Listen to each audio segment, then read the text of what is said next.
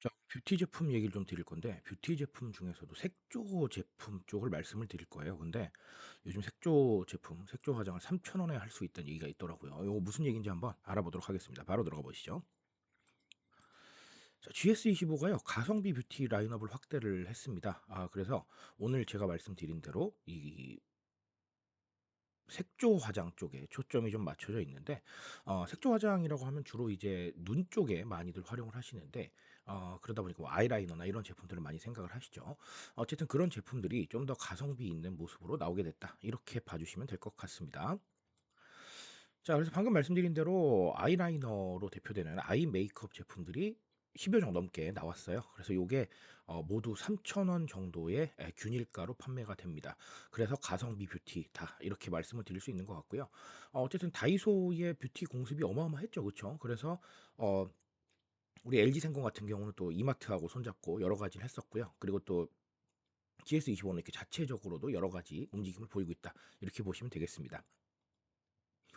자, 그래서 제가 통계를 한번 좀 찾아보니까요, 25년 12월 기준으로요, 가성비 뷰티 매출이 론칭 초기 대비해서 13배나 성장을 했다, 이런 통계가 나와 있습니다. 뭐 어마어마한 성장이라고 볼 수가 있겠죠. 물론 뭐 이거는 이렇게 볼 수도 있어요. 통계상 초기에는 당연히 수치가 낮잖아요. 그러니까 '좀 커 보이는 거 아니야?'라고 생각하실 수도 있는데, 뭐 물론 그렇습니다. 통계라는 게 허와 실이 있죠. 하지만 그럼에도 불구하고 사람들이 꾸준히 관심을 가지고 이게 열심히 성장했다라는 거는 좀 중요한 얘기인 것 같고요. 같은 기간에 보면 200여 개의 뷰티 특화 매장에서는 뷰티 매출이 일반 점포 대비 22배랍니다. 그러니까 이 뷰티 특화 점포에는 아무래도 좀 더 몰입감이 있고요. 그리고 특화가 되어 있으니까 우리 접근성도 여러 가지로 제품들이 좋죠. 그러니까 '일반 점포 대비 좀 많이 나오지 않았나.'라는 생각도 한번 해 봅니다. 자, 그러면 이렇게 GS25가 가성비 뷰티 제품을 확대하는 거는 역시나 접근성의 문제라고 생각을 합니다. 우리 다이소에서 왜 뷰티 제품을 산다고 생각하세요? 단순히 가성비일까요?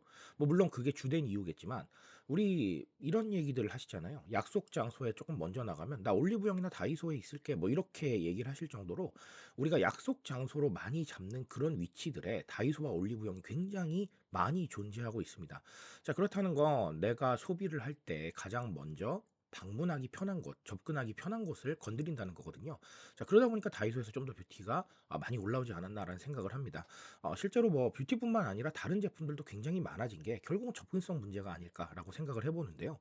이처럼 GS25에서 가성비 뷰티를 확대하는 것도, 우리 유통 채널들을 여러 가지 생각해 보면 편의점이 가장 접근성이 좋잖아요.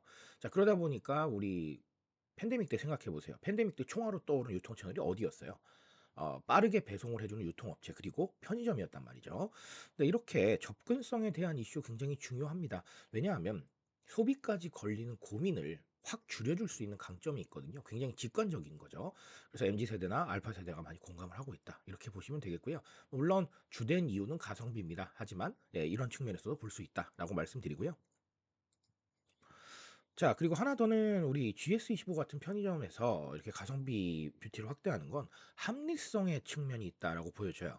저는 가성비라는 단어보다 합리성이라는 단어를 조금 더 좋아하는데요. 이렇게 소개를 해 드립니다. 사람들이 자꾸 그 가격이 맞고 그리고 그 가격에 사는 게 옳은 건지에 대해서 의문을 던지고 있다라고 말씀을 드려요. 이게 무슨 얘기냐면, 우리 그 듀프족이라고 들어보셨죠? 듀프족이라고 하면 듀플리케이트와 이 기타 단어의 합성어입니다. 듀플리케이트라는 건 복제라는 건데요. 복제품은 아닌데, 정확하게 말하면 복제한 것만 같은 그런 컨셉의 제품들을 말합니다. 제가 요즘 소비 트렌드 2026에서 월킨백이라는 제품을 소개를 해 드렸었는데, 월마트에서 버킨백이랑 비슷한 백을 냈어요. 근데 버킨백은 아니에요. 짝퉁은 아니고 그냥 그런 비슷한 제품인데 가격이 훨씬 저렴한 거죠. 그래서 사람들이 이게 난리가 난 겁니다. 자, 이런 것처럼 사람들이 계속해서 가격에 의문을 던지고 있는데, 이게 아무래도 정보가 많아지기 때문에 그래요. 우리 뉴미디어에 굉장히 여러 가지 정보가 존재하고, 사실 뉴미디어에서 못 찾으면 AI가 알아서 도출하잖아요. 이런 사회다 보니까 이 정보나 내가 소비 판단 기준으로 쓸 수 있는 어떤 기준들이 굉장히 여러 가지가 존재할 수밖에 없다는 거죠. 그런 상황에서 계속해서 합리적인 의문을 던지고 있는데, 이 의문에 답을 하는 건 이제는 기업이나 브랜드에게 상당히 중요한 과제가 된 것 같아요. 자, 그래서 이거는 무조건 싸게 파시라라고 말씀드리는 게 아니라 합리적인 수준에서 이 가격이 옳다는 걸 설명하실 수 있다 된다는 거예요. 무슨 말인지 이해하시죠? 그쵸? 예, 그래서 이런 부분들, 즉 가성비가 확대되는 건 단순하게 가성비가 너무 좋아 이럴 수도 있지만 한편에서는 이렇게 해석을 할 수도 있겠다라고 보시면 되겠습니다. 자, 오늘 GS25의 가성비 뷰티로 간단하게 두 가지 한번 알아봤고요. 아마 앞으로 더 확대하겠죠. 저는 그렇게 보고 있습니다. 아마 나중에는 안 파는 뷰티 제품이 없지 않을까라고 생각을 하는데요. 예, 요 흐름 보면서 제가 조금 더 좋은 사례 나오면 다시 한번 말씀드리는 걸로 하겠습니다. 자, 오늘 여기까지 말씀드리고요. 저는 조금 더 좋은 얘기로 돌아오도록 하겠습니다.